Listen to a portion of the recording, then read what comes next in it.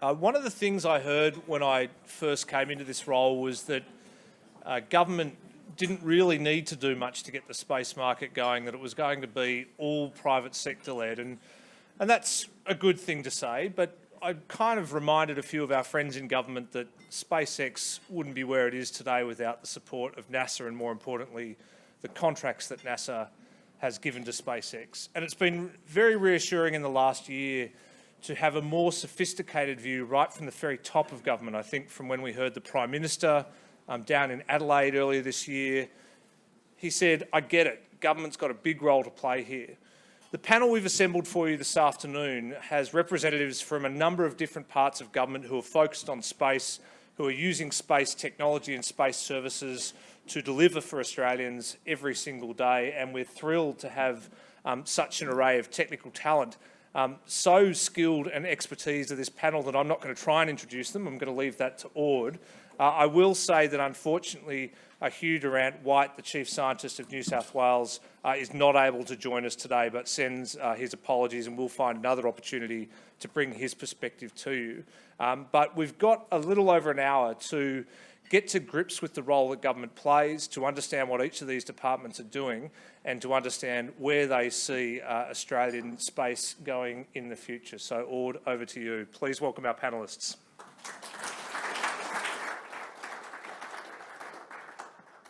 Thank you very much, James, and I'm delighted to be spending the next hour or so to discuss about space and the role of space. Yeah, I'm a space alcoholic, so anything space, I'm happy to discuss and spend a lot of time on that.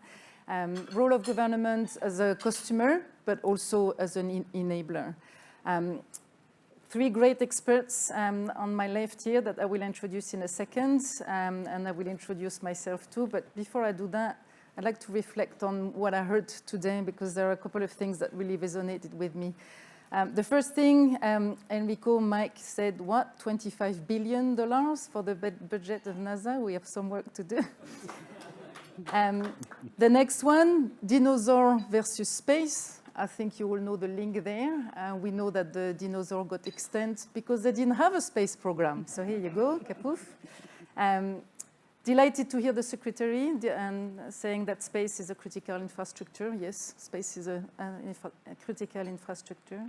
And Geraldine, the report you presented this afternoon was really on point and resonated a lot with me. And just one last thing, you were mentioning space careers. Well, there are space careers in the Space Agency. We are recruiting several positions in the Chief Technology Office, so my office. So please have a look at those. If you have a technical background, if you're passionate about space, have a look at that and join us to continue delivering this roadmap. Introduction, and then we'll discuss why space is important in our day-to-day life, why Earth observation data from space is important. I would like to discuss some examples there. I'd like to hear from the panel what are their challenges, what are their opportunities. I'd like also to explain what is EO, and we'll go into a bit of technical details because we've been asked to, so we are allowed. Talk about the opportunities and then explain why we are doing as a government to help the growth of EO in Australia. So I'm Aude Vignelles, I'm the CTO of the Space Agency.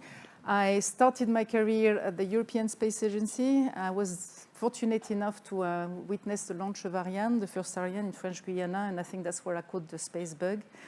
And my role in the agency is to develop the roadmap, but also scope some missions and explore some collaboration with other agencies and delivering this roadmap. So COMS roadmap last, a year ago on the 20th of December, we're going to do a bit of celebration there. EO roadmap this morning and more to come. With me, we have, I'll start with the ladies. We have Agnes. Agnes Lane is the manager for satellite Earth observation, coordination and planning at the Bureau of Meteorology. She coordinates the collection of satellite data requirements for weather modeling and forecasting.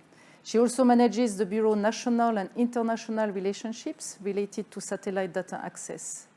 Agnes also leads the World Meteorological Organization task team, which strives to improve satellite data utilization in the Asia-Pacific region. With us, we have Alex. So the short version of Alex is you have a planet named after you. So I could stop here. Dr. Alex Held is the lead of the AquaWatch Australia mission at CSIRO, Center for Earth Observation. His PhD was from the University of California in the field of plant physiology. He has worked in the field of Earth observation with CSIRO for 30 years and has represented CSIRO at several international space coordination bodies. And last but not least, another doctor, but not the doctor like when you have an issue, as Michael did say this morning. You're a senior advisor for Earth observation and space at Geoscience Australia. You have held a range of roles at GA, from operation to international engagement to business development and planning. Dave has established and led numerous Commonwealth state coordination bodies for Earth observation in Australia and related multilateral bodies across Asia. David holds a PhD from the ANU in Earth observation and natural disaster response. So, mix of backgrounds, a bit of accent, and I think we represent the Earth observation very well. We were talking about collaboration and international cooperation for anything in space. I think we are representing that very well. We've been working together almost for 2 years now. I think the first time we started to work together was after the bushfire 2 years ago. We had to establish a task force that was led by Rhys Pidiscon over there. And the minister asked us to look into how space data can help prevent, monitor, and recover from bushfire. So a great collaboration there. To start with, I'd like you to ask us what's the mandate of the organization you work for. And let's start with you, Alex, CSIRO. Yep. I guess as the National Science Agency, we've been, involved in space now for almost 75 years. Part of the original space program and working with NASA closely on the Deep Space Tracking Station in Tibimbilla. And now more recently also with the European Space Agency in Western Australia tracking some of their satellites, their deep space missions. We also operate a space program in CSRO, which amongst other things has a future science technology platform, which is the way we fund novel and new technologies and applications in space data, for instance. We, as of 2017, we also have a small stake in a UK satellite called Novasar, and we are able to task the satellite and operate and learn how to operate, at least from a distance, satellite and downlink the data straight into Australian receiving stations. Our CSRO manufacturing business unit is also spending quite a bit of effort in developing new sensors for Earth observation, as well as, let's say, materials for shielding and technologies such as those. So we've been in the game for a long time, but really looking forward to working with the space agency, helping underpin the roadmap. Thank you very much. Thanks, Alex. Multiple roadmaps, I guess. Yeah. Agnes, the Bureau. Thanks, Aude. So the Bureau is Australia's weather, water, climate and space weather agency. We deliver a broad range of services for the general public, but also targeted services for specific areas, specific industries, including for aviation, for the energy and resources sector, for agriculture, water, marine and transport. Part of our function is to operate observations networks to support those services. So we have a wide network of ground stations, including automatic weather stations, weather radars, wind profilers, including space weather instruments to support our space weather services like ionosondes and magnetometers. But satellite data underpins just about all of the services that we deliver. And so satellite data is critical. And we operate a small network of ground stations in Australia and in the Antarctic to receive data in real time for our models. I might pause there. Thank you, Alex. Last but not least, Dave. Thank you. So Geoscience Australia is the government's advisor on geology and geography. And what we do is operate a series of sensor networks under the ground, on the ground, and above the earth, which help us to answer a whole range of questions. So mineral prospectivity, groundwater resources, natural hazard analysis and modelling of risk, natural disaster detection, and also understanding our geography in more detail through things like mapping Australia's land cover over time.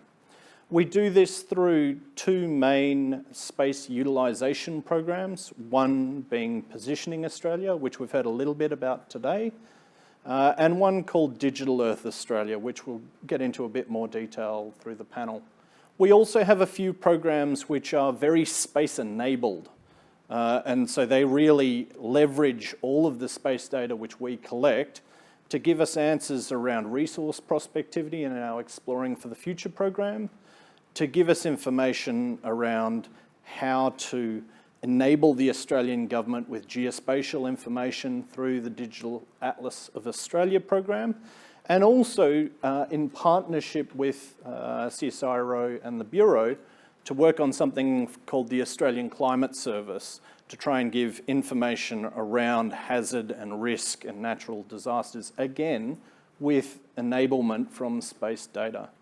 So very much in that space utilisation area, pardon the pun, space, around land imaging and land analysis. Thanks. Thank you. And I'd like to talk about space data. So I think everybody knows how space data are helping us in our everyday life. And one day I'd like to do an exercise where let's imagine how we could live with no space data at all. And just realizing what we're using every day, because it goes beyond going from A to B, following Google Maps. It goes beyond having the time stamp on the ATM to get money. The examples are endless, and there is more and more application. Yesterday there was on the BBC top 5 CubeSat app. So also because now the technology has become smaller and cheaper, you can launch quite a lot of cool things in space. They were mentioning that it helps monitoring deforestation, it helps tracking endangered animals, it helps exposing modern slavery through camp fruit picking location, it helps cleaning space junk, it helps fixing wind turbine via IoT, and of course we're also looking at doing deep space exploration now. So space is in our life every day, but I'd like to have an example from each of you of what about EO space data, how EO space data is used in your organization every day, and if you could give some clear example and maybe draw some example that we found during the bushfire task force as well. Let's start with you, Dave. Okay. So 2 examples of how Geoscience Australia uses Earth observation is firstly our Digital Earth Australia platform, and so the platform itself, and secondly our Digital Earth Australia Coastlines product. So Geoscience Australia has been acquiring Earth observation data for a bit over 40 years now from our ground station facility in Alice Springs. And there we've been accumulating a whole bunch of our own data, but also bringing a whole bunch of data from other partners and other space programs. All of these data take up huge amounts of space and are up in the petabytes these days. And so the challenge with using all of this data is it's in quite a raw form when you get it. It's not able to be compared across space and time, and it's not able to be compared through the seasons through the year. So there's a whole bunch of work in trying to correct this data to try and make it more accessible for users. And so the Digital Earth Australia program is all about taking all of this raw Earth observation data and doing all of that heavy lifting so it can be picked up by business, by government, and also by our program itself to make insights and informed decision making. So one example of what GA does with Earth observation data is all of that correction work and making all of that data accessible to the community so that SMEs can build businesses off it and people can get access to that data.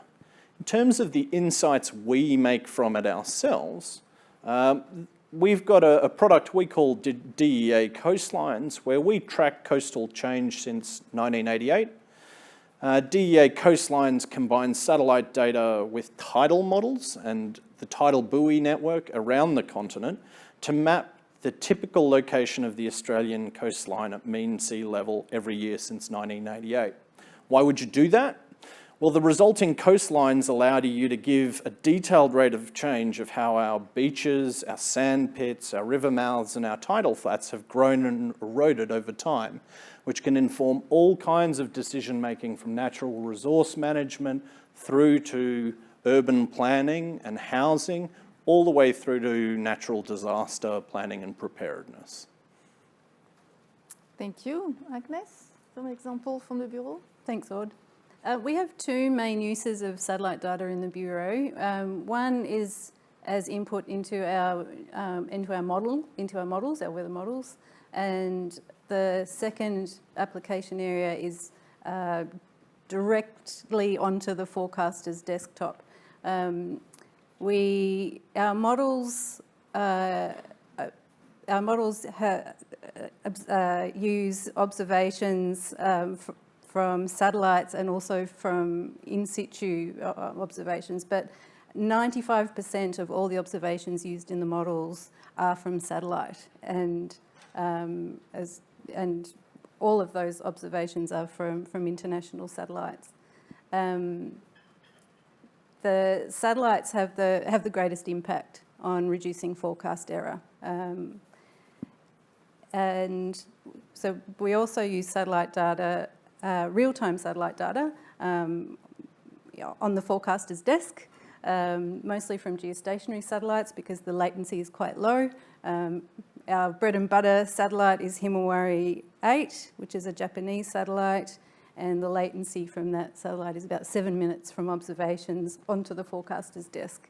And they use that data for situational awareness, for tropical cyclones, for volcanic ash advisories, for severe weather, and even for applications in monitoring sea ice and for around the Antarctic. A specific application for the bushfires is a capability that Himawari 8 has, the Japanese satellite, is that it also does a rapid scan. And compared to the 10-minute imagery that we get from Himawari, we can request a 2.5-minute rapid scan from Japan. And during the 2019-2020 bushfires, Japan very generously provided that capability to us for a whole month, and the forecasters used that to deliver their bushfire forecast and warning services. We also use satellite data in our space weather team, and that's to monitor solar flares, which Secretary Pizzullo very eloquently described earlier today.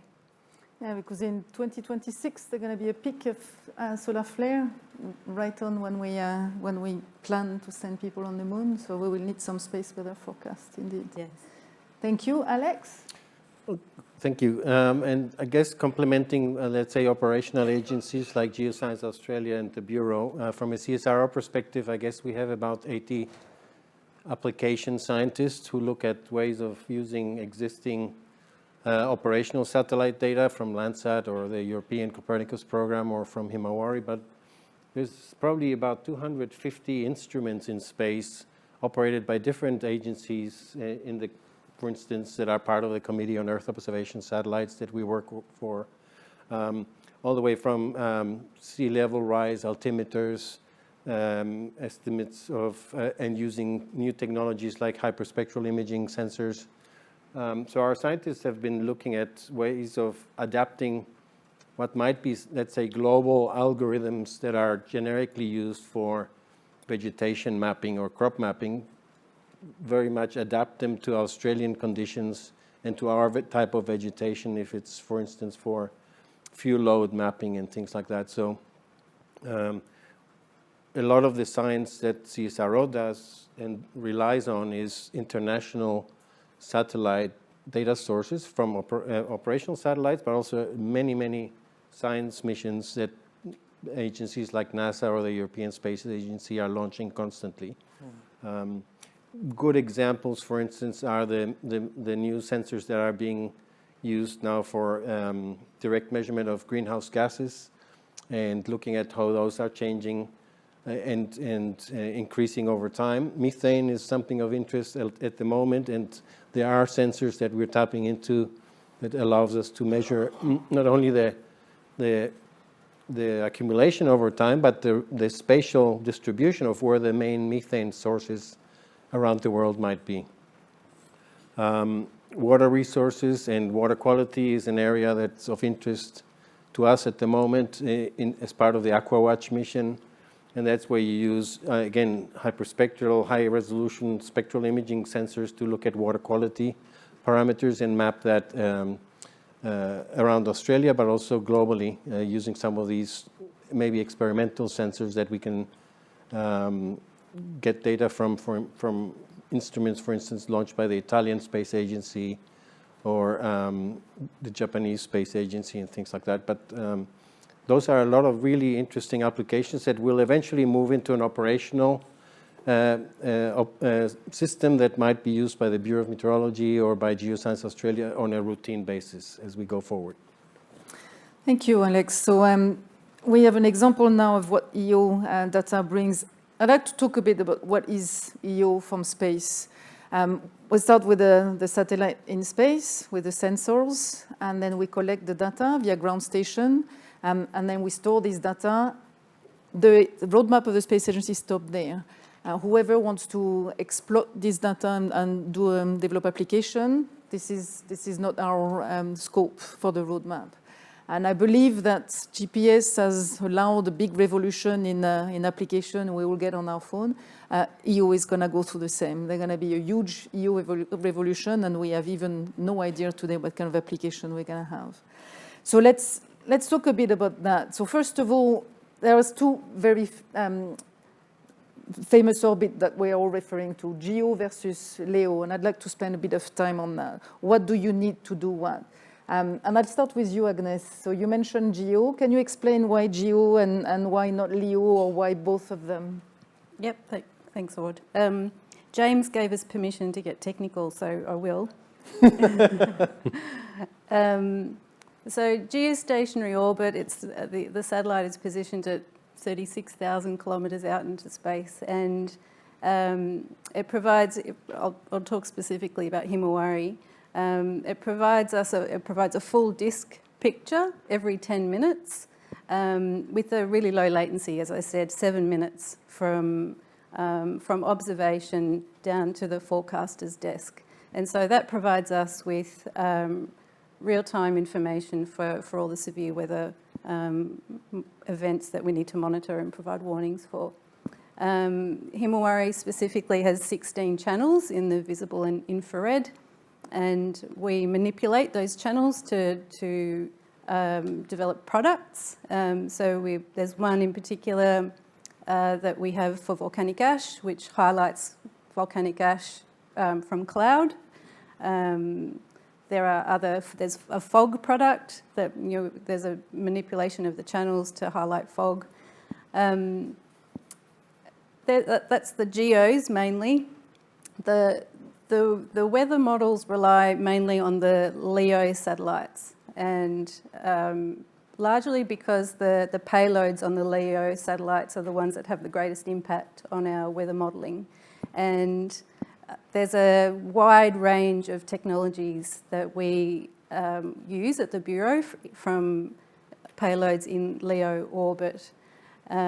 We currently use around 26 different data streams in our model, ranging from microwave sounders that give us profiles of temperature and moisture in the atmosphere. There's radar altimeters and scatterometers that give us wind speed at the surface of the ocean. There's GPS and GNSS technologies now that provide us bias-free information, moisture information of the atmosphere. And so Earth observations for the Bureau encompasses a wide range of technologies. Also, just to make sure, GEO, same rotation speed than Earth, so always above the same point, so you always see Australia all the time. LEO, problem is that they're coming every 90 minutes, and depending on the inclination, maybe you can tell us more about I might jump in. So just while we're on the different types of data, and then I'll circle back to LEO. So we're just hearing there are 26 different satellites feeding the weather forecast on a day-to-day basis.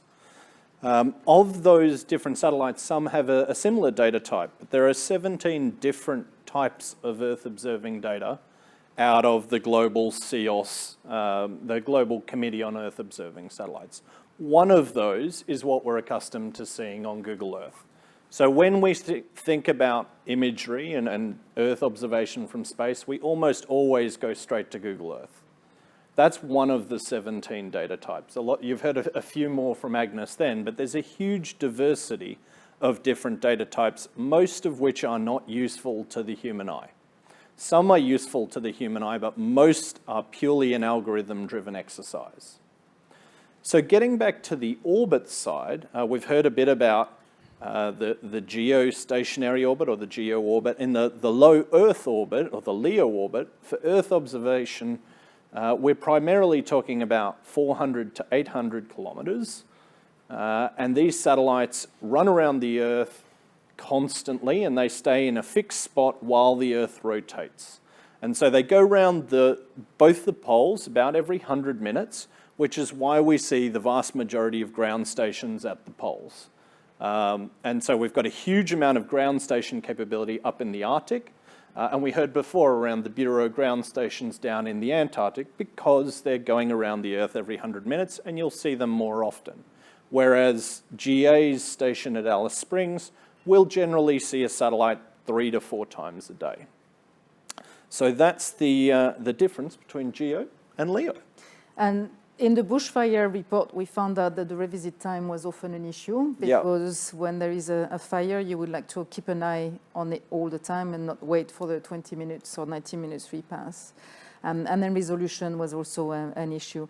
And then there is a ground infrastructure. So there is the ground station to receive the signal, but also a ground infrastructure to calibrate the satellite. Yeah, a lot of the signals we are using these days are used to derive quantitative measurements of things like water quality or concentrations of pollutants or concentrations of nutrients in crops and plants. So we need to very accurately correct for the atmospheric effect on that signal going back to the satellite. And CSRO and many others are investing around the world in a calibration validation system network of test sites around the world that allow us to compare how well we are doing that atmospheric correction, for instance, to what is really measured on the ground with one of these instruments in the field. We also use what are called corner reflectors, which allow us to calibrate microwave imaging radar satellites, again, to not just pinpoint the geographic location and calibrate for that, but also the signal coming back to the satellite, make sure that that is accurate enough so that we can use it for quantitative measurements, both through cloud in the case of radar or haze, but also from an atmospheric correction perspective in an optical sense. So it's really, really important to have access to ground stations or ground calibration sites that we can correct both in the northern hemisphere, which has a slightly different atmosphere, maybe a bit more pollution up there than on the southern hemisphere. And so we are really, really keen to grow that network of sites around Australia in particular, because we would be one of the few countries that have calibration sites in the southern hemisphere. Thank you. I think you all noticed the expertise we have here, and that's one of the first phase of the roadmap, is looking into what is the state of the art in the fields. In this one is Earth observation in Australia, and where do we want to go from this expertise? And the next question is what are our challenge and issues that we need to solve? And I think you three have a very good explanation of what are the risks around geospace data for Australia. So I'll start with you, Agnes, again. What are the main risks for you? So there's, in the meteorological world, there's very nice international collaboration on the exchange of satellite data, but also all our in situ data as well. That was a system that was established by WMO, the World Meteorological Organization, many years ago. But despite that really beautiful international collaboration, Australia is 100% reliant on international satellite operators for all of our satellite data. And so that makes us a little bit vulnerable.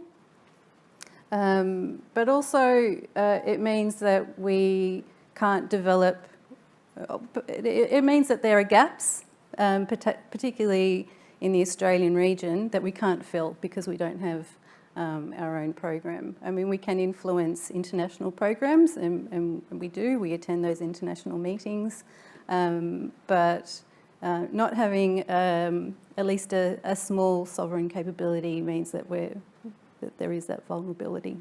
100% reliant on foreign data. I get that. Alex, what are your challenges? I guess it's also access to data that is useful for Australian conditions, specifically for, let's say, vegetation that's very different from the Northern Hemisphere type of vegetation, and the ability to task the satellites when we need them, not when the data comes from an overseas supplier, is really important, especially in the disaster response world. We need to be able to have a bit more of a finger on the trigger to be able to collect the data when we need it, in my opinion. So I think those are the main issues. And managing the increasing numbers, volumes of satellite data that we're getting, like the bureaus getting into their climate forecasting system, or that we're using for land cover monitoring, is becoming a big issue, especially for scientists who want to go back in time. We now have about 40 years of satellite imagery from the Landsat program, for instance. And the scientists want to be able to understand what's happening with land use or coastal zone, how that's changing over time, potentially with climate change. So that means we need to be able to give them access to that historical data, well corrected. For the same pixel, you want to drill into that pixel, 25 by 25 meter resolution, 40 years in time, and see what happened to that piece of land or that piece of coastline. So there's a lot of processing that has to be done, and preparation of the data for our science community to be able to use data like that, even if it's from an external supplier. But that extra work is going to really create a lot of really interesting science insights from my perspective. Can you just explain, we talked about fuel loads earlier on, and you are mentioning our problems are different to Canada, for example, who got a lot of fire as well. So our fuel loads is eucalyptus leaves, and Canada will be pine trees or something. Can you explain a bit these hyperspectral sensors and what it means and why it's so important for us? I guess the fuel load story is really interesting, because we are trying to develop ways with our colleagues from ANU, for instance, to look at the moisture content of the leaves and the vegetation, and you use imaging spectroscopy to quantify the amount of liquid water in the leaves. And you can use that with space technologies today with hyperspectral sensors. You can also use the same technology to also look at the woodiness of the vegetation versus green leaf versus lignin chemicals in plants, and that is a really good indicator of not just the amount of fuel, but how dry it is, but how much bark there is, for instance, which in the Australian bushfire behavior world means a lot. The bark content is really, really important for propagation, understanding how much bark there is to understand how fast the bushfires will move forward. You know, with the little embers, a lot of it is bark, not just leaves. And we found that the NOVASAR data, the synthetic aperture radar, was helping looking at the burn scar and where do we need to especially when it's very smoky and very hazy. Radar imagery, we've tested that with NOVASAR. It works really well to look at the size of the burn scar, for instance, yes. What are your challenges and risks, Dave, for Geo, especially? So I think we've been talking a bit today about kind of how completely dependent we are on positioning, navigation and timing services, and that there's this moment coming for Earth observation, this kind of mainstreaming moment. And I think for us, in GA, we have this data supply risk we permanently track, and that risk has been ever increasing as we're more and more reliant on Earth observing data, particularly as we're all starting to use it in our day-to-day lives.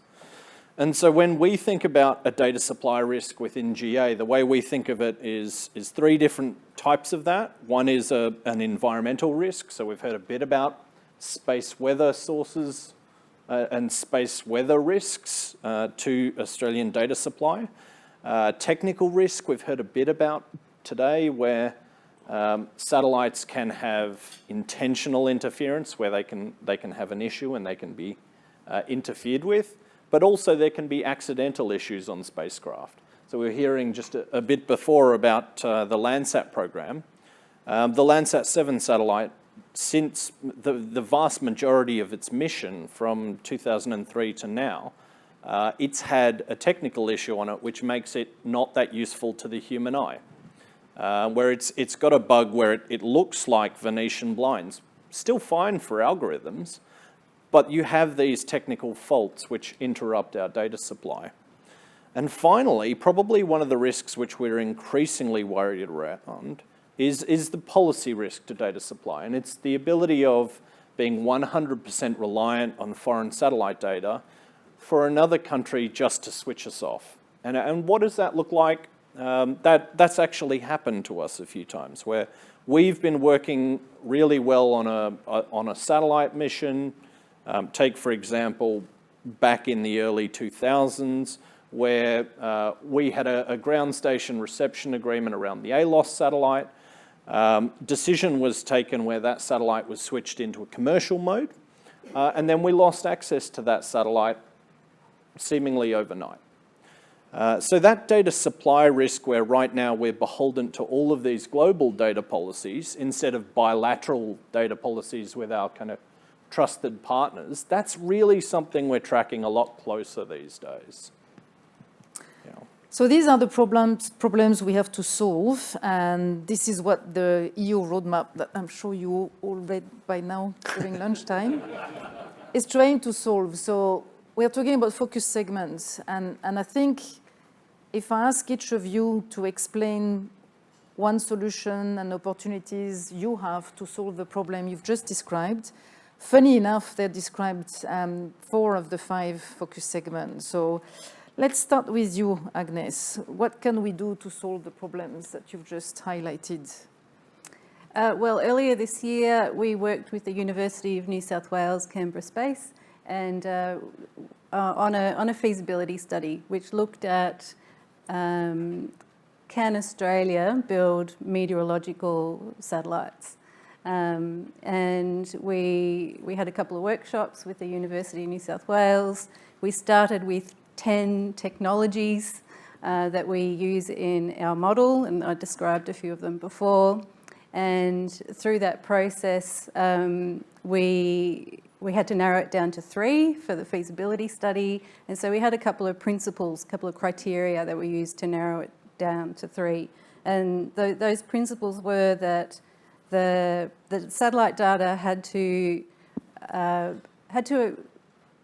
reduce forecast error. It had to have an impact on our models. That was number 1. Number 2, the satellite technology that we chose had to had to strengthen an international partnership. A third one was, oh, I've forgotten them now. Aussie. We had to have an Australian capability. Was there an Australian, was it even achievable? Was there anyone building anything like these technologies? Another one was there a secondary benefit? If it reduces forecast error, can we also use it for a climate application? Anyway, we narrowed that down to 3 different technology types, and those 3 were microwave sounder.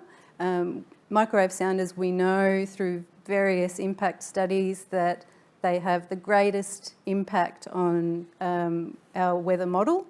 And there are gaps. There are gaps in the global observing system. So a locally built microwave sounder would have an impact on Australia's forecasts.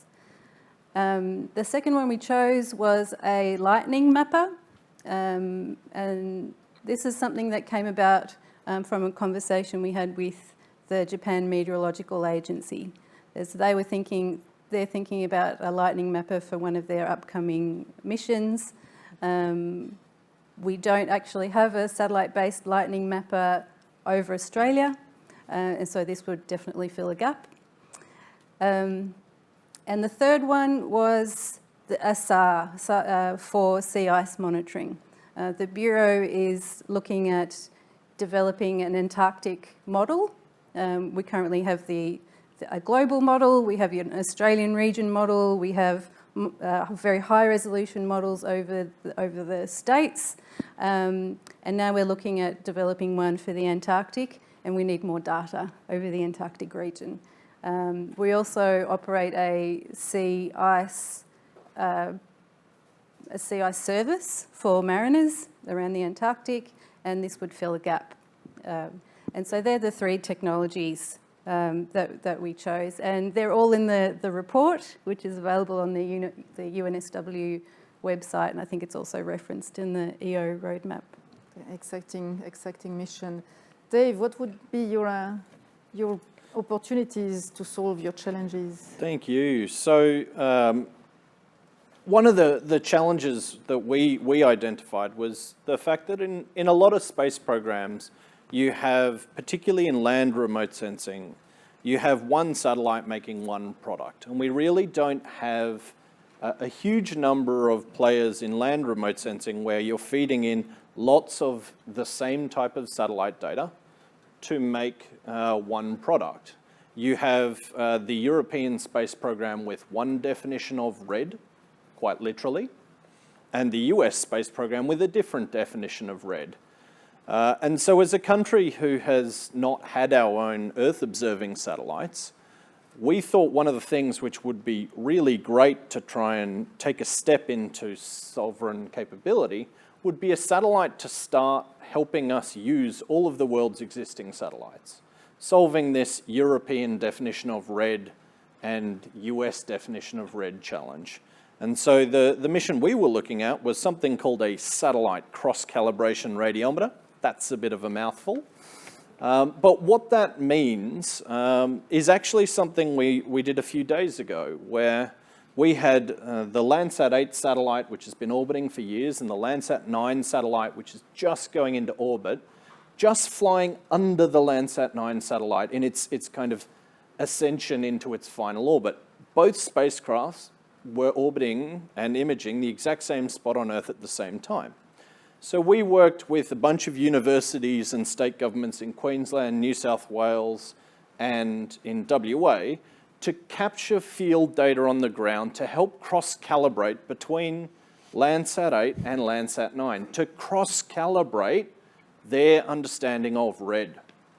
And so our concept would be, hey, you can actually do that job in space.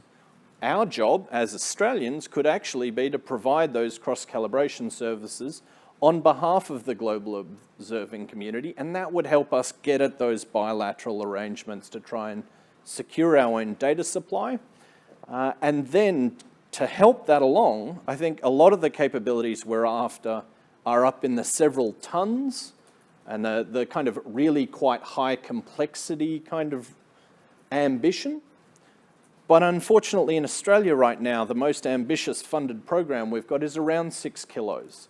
So we wanted something which was a step we could take and something which was achievable and doable by the Australian space industry. So we estimate this is about a 25 to 50 kilo satellite. And so we thought this was a great step for similar reasons. It's something we need, it's something the world would value, and it's something we think we can do. Thanks, Dave. Alex, what about you? Just a couple examples, I guess. We feel that there's a unique niche from an Australian perspective in the water quality domain. We've looked at a number of international missions that are currently in space or planned to be in space, which and to look at whether they have the right spectral fidelity and the location of the spectral bands to actually help us in Australia, for instance, to map water quality much more precisely. And turns out there's no single mission that's specifically, especially in operational missions, specifically geared to look at a number of variables to do with water quality, including detection of the pigment in the toxic cyanobacteria, the blue-green algae, that pops up usually in the summer in many places. And so we thought that a mission which we are calling AquaWatch in CSRO, AquaWatch Australia actually, is one where we can potentially make a really interesting domestic impact, but also a global impact if we were to build a mission like that. So we worked also with UNSW and their concurrent design facility, looking at what options there might be to build such an instrument on the imaging side, but also what concept of operations, how many satellites would we need to satisfy the needs of the Australian water managers that need images perhaps in, say, 15 to 20 meter spatial resolution to make sure that we capture all the smaller water bodies and the dams where a lot of these toxic blue-green algae often come up first. But also the frequency that they require is usually at least once a week for the space component of the mission. So those sort of studies are also available on the UNSW website. And we think it's a fantastic opportunity for Australia to provide a global capability that contributes to the global observing system that's currently already available. Thank you. I'd still have a lot of things to cover, but I'll just go quickly on this one and then open the floor for question. The role of government, I think the first thing I'll say is in the agency doing the roadmap, we're trying to show areas of opportunity like we've just discussed now for investment, for development, and for creating high-skilled job. And I'm very strong about the high-skilled job, not any kind of job. We've also provided a bit of funding, so the ISI and the CIF, and as Enrico was saying this morning, we have 3 ISI that have completed, and when I look at the outcome of this ISI, it's delightful to see that even a small grant can make a difference. It's not enough, but I can make a difference. So we are doing a homework to see where are the areas of opportunity for Australia to grow and be sustainable. We want to make sure that we are doing our homework to make sure there is either a market where we are competitive, or there is an area where we need to develop our sovereign capability. It's either or, but it needs to be one or the other. Otherwise, what's the point to highlight an area of opportunity that has no feature?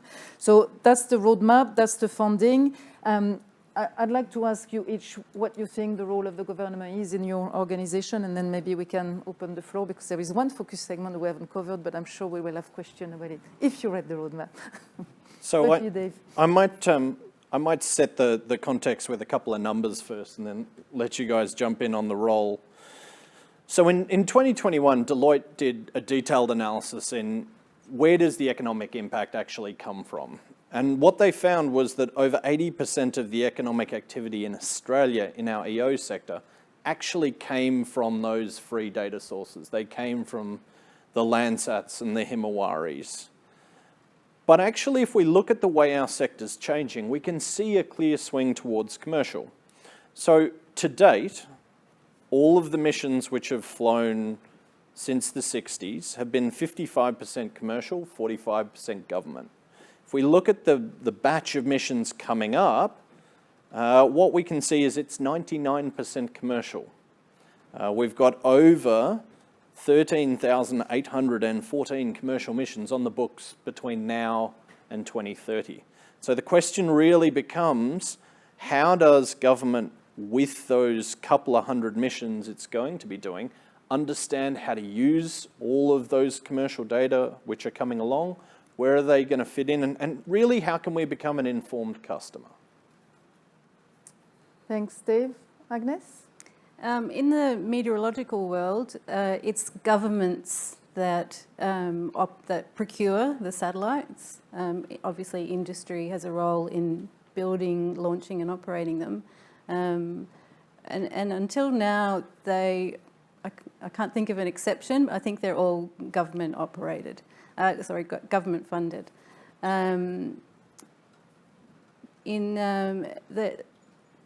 Just last month, actually, the World Meteorological Organization released a new data policy, which now recognises the role of commercial satellite operators and provides an overarching framework for how we work with commercial satellite operators.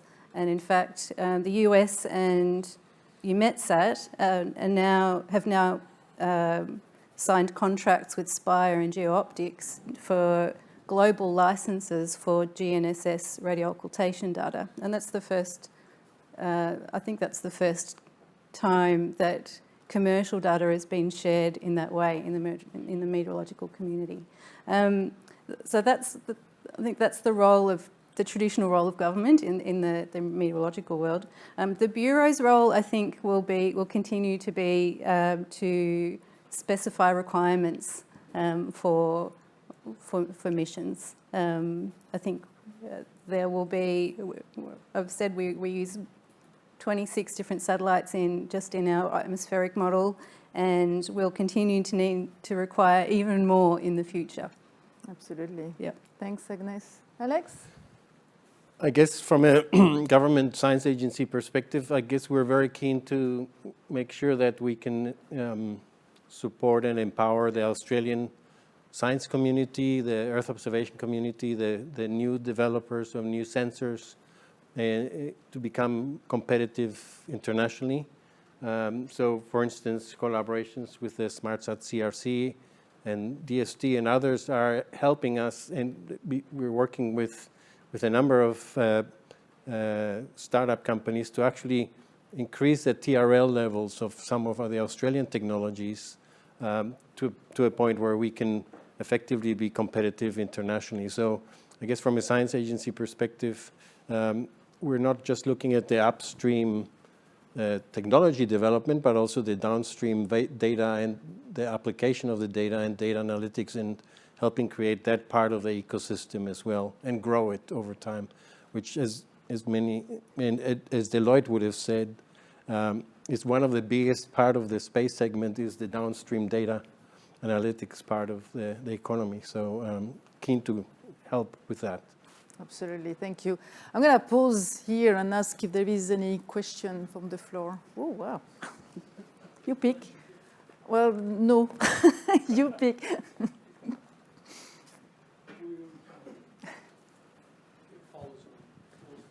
Bill Barrett, Asia Pacific Aerospace Consultants. Just following on from that last little segment, I'm really curious to each of your organizations, given the rise of commercial data or commercial constellations providing various aspects of the data, I'm curious how much each of your agencies currently uses in terms of commercial data. Do you buy commercial data? What percentage would that be of the data that you achieve or that you acquire?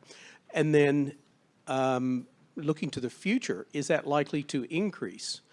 I know it's been a bit of a government community, and why not when you get the data for free in many cases, but is that role model changing? I noticed the radio occultation example is a good example of that. Who wants to take that? Yeah, the Bureau, so far, we don't buy any satellite data. The only data that I know that we buy is in situ, ground-based lightning data at the moment. Yes, it's changing. Not quite sure what it's going to look like in the future, and the Bureau next year or over the next few months will be looking at what our position will be in how we manage commercial data, satellite data types. Anyone wants to add Yeah. anything? Yeah? So, sure. So we absolutely buy commercial data and then take free data, but also there's a couple of other options. It's not an either or. We commercially acquire data to have an open license so everyone can use it. So that's a middle option, that is that radio occultation option. It's not just commercial players selling commercial data anymore. It's commercial players procure or being paid to give free data. That's increasingly common, particularly from the kind of larger satellite constellations. You're seeing the full buyout of the IP on that pixel. The other option that we see quite often is particularly for natural disasters, the commercial players contributing data openly, and that data will be free for response and then become commercial in the recovery, and we'll procure it in that space. So it's not an either-or ecosystem anymore. The days of kind of everyone going and buying the kind of infamous high-resolution optical scene of the Bali bombing site 11 times within 24 hours from the same agency, those days are kind of done. It's now those other business models of buying out whole of government licenses, buying out open data, and trying to figure out how that works. In terms of splitting how much we do, it's completely different for applications. Almost all of our mapping data is commercial data. So the high resolution data, a lot of that is coming from airborne sources and state governments, but almost all of that is commercial. If you go into the environmental space and you're off to Landsat, most of our environmental data, the vast majority, would be free. But if we needed to, for a particular reason, supplement that with some spot data or something like that, we'll happily do that. Alex, you wanted to add something? I guess as a science agency, we're not a big user of data in general. We're more focused on the application side of data. We tend to use commercial data when we have a project that requires, let's say, a baseline mapping layer before we actually come in with a multi-temporal Landsat or Sentinel data sets. And so in some cases, when the projects are large enough or we have a ODA-related projects funded by DFAT or something like that, we sometimes buy the data. I think it's also important to say that when you have so many imaging satellites, commercial and otherwise, there is quite a bit of work to still bring those data streams into a big data analytics facility like the Open Data Cube or the Digital Earth Australia. There is a bit of work to bring all those different data streams into those environments and correct for the data properly. So that's probably where we would spend most of our time, is figuring out how to bring those commercial data streams into these big data analytics facilities. And there is finally, if you want to trust the data, sometimes it's good to design, build, and operate yourself. There is always that. And calibrate it on the ground. And calibrate it on the ground. Aude, can I add that the World Meteorological Organization is encouraging meteorological agencies to, if we're going to buy commercial data, to buy global licenses so that we can continue the free and open exchange of satellite data. Maybe time for one more question or two. Hi panel, Stephen Ward from Symbiosis. I'd like to go back to the point about the dependence on overseas agencies for much of the key data. I know that our panels have spent years going around the world advocating for that, ensuring that happens. I've sat in meeting rooms all around the world with them for 2 decades, and everyone should know how well regarded Australian capability is, and they do a really important job there. And now here we are strategizing together how to stand on our own 2 feet. So we're clearly going to need help. Will it be the same agencies helping us? How do you see that those key relationships evolving over the next 5, 10 years as we both continue to take their data and maybe need their help to transition to our own? I'll kick off. We had the chargé d'affaires earlier today from the US. From the GA story, we've started receiving data from the US in 1979. That's moved into working on data processing systems. In the last 5 years, that's moved into tracking telemetry and command of the ground station. And I think that relationship is just a natural next step of kind of working with the Americans as kind of a mentoring kind of relationship. You can even see that they're already doing this with their relationship with India and the NISAR mission. So there's potentially good models where NASA and ISRO on the NISAR mission really give us a nice blueprint of how you could actually see similar partnerships working in Australia. Agnes, you want to add something? Yeah, that was a good question. I think we'll be able to go further, faster, if we partner and mentor. So the Bureau has very strong relationships with international satellite operators, including JMA, Japan Meteorological Agency, and they could be a potential future partner. NOAA as well, you met SAT. So yeah, I definitely see that as an option.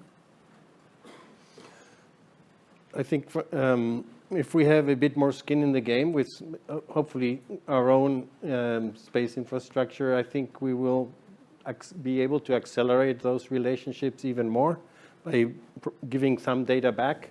Because as you know, we've been living off a lot of data from other countries, and it'd be fantastic to do that. A good example, going back to the CalVal side of things, the Committee on Earth Observation Satellite that we're part of and we are actively involved with has a working group on CalVal, which is about 35 agencies really working on CalVal. So we have a lot of things to learn from them, but perhaps we can also become a global CalVal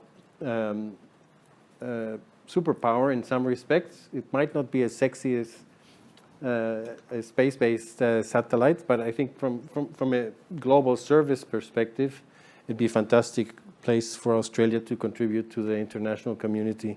We're just starting a new project with the UK through the UK Space Bridge, with UK Space Agency and a number of companies there to really work on the CalVal side of things. And hopefully that relationship with the UK will also strengthen, just like the ones with NASA and the Europeans and with Japan as well, as we go forward. Do we have time for one more, or? Yeah. Thanks. Russell Boyce. I direct UNSW Canberra Space. The last few years, we've launched one satellite with DST. We've put another 4 into orbit and operating for Air Force. And the one thing that we have learned is that space is hard. So David, you mentioned government needing to be an informed customer. We get that, and we also look around the sector and we see that the young Australian space companies in many ways don't yet know what they don't know, and space is hard, it's going to get them. So the question is there a need in Australia for a trusted collection of space systems engineering expertise to help government be an informed customer and to help our young space industry know what they don't know? I think the question is to you. Okay. So I think going through the process we've been through so far in building the roadmap and in the satellite cross-calibration radiometer mission, We're coming up to a mission concept review, kind of first quarter next year. We have learned a huge amount about what we don't know, and we've had to reach out to all corners for help. Many people in this room, we've had to ask for help on this mission. We've used kind of facilities like the concurrent design facility, but I think one of the things aspirationally that we have seen that is absolutely critical is the kind of advice capability that you see coming out of players like the Aerospace Corporation in the US, where there's actually a notable, clear, above-the-line space advisor. Potentially part of that can be from the space agency, but also questions like GA and Bureau have come up with a requirement.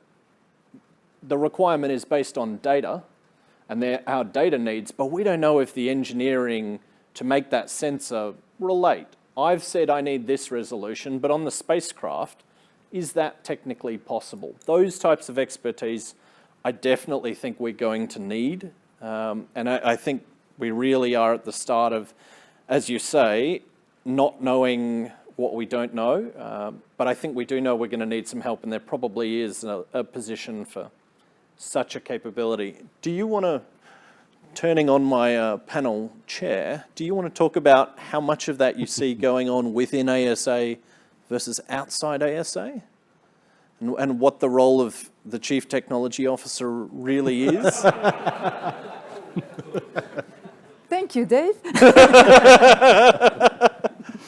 Look, the only thing I would say is this cohesion thing that, exactly. that was in Deloitte reports. We have great vision and ambition that is in the report, in the roadmap. There is a lot of reports that are backing up all this. I mean, all this feasibility study that UNSW Canberra has done are referred to this. So it's backed up by fact and strong information. So cohesion is there. The vision is that there is a great future for EO in Australia. We didn't talk about defense, we didn't talk about DEF 799, but you are all across this. So there are a lot of government customers for EO data. That's the vision.